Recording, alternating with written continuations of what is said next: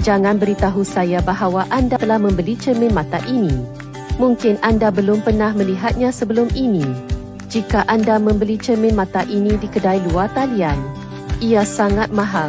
Sangat mahal. Apakah kelebihan cermin mata ini? Cermin mata ini mengucapkan selamat tinggal kepada cermin tradisional yang hanya boleh melihat dekat tetapi tidak boleh melihat jauh.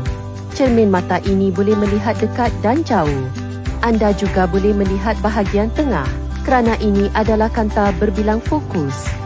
Membaca buku dan akhbar di rumah. Membaca tulisan kecil. Memasukkan benang ke dalam jarum.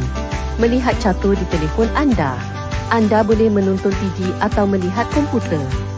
Dan cermin mata ini juga boleh dipakai ketika keluar, memandu atau berjalan kaki. Apabila cermin mata terkena cahaya matahari dan sinar UV, cermin mata akan secara automatik berubah menjadi cermin mata hitam. Apabila cermin mata kembali ke rumah, cermin mata akan berubah secara automatik menjadi cermin jernih. Bagi mereka yang mempunyai wajah besar, cermin mata ini akan melengkung keluar. Semakin kecil wajah, cermin mata akan semakin melengkung ke dalam.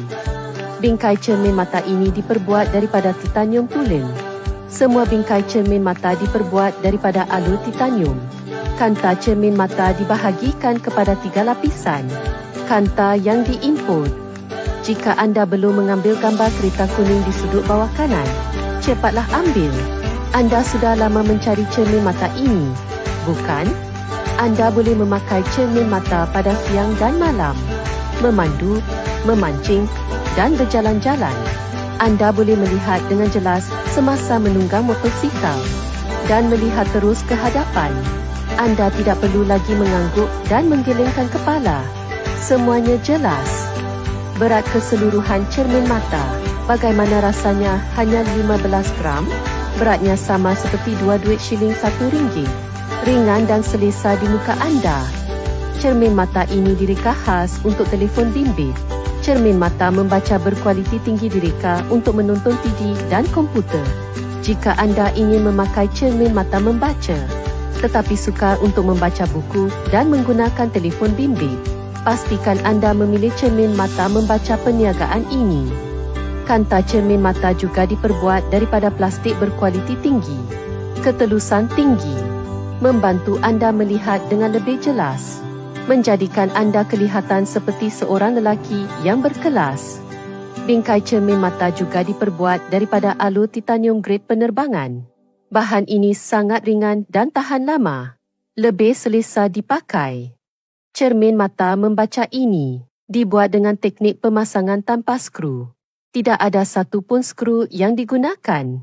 Jadi anda tidak perlu risau tentang skru yang longgar atau bergerak seiring waktu.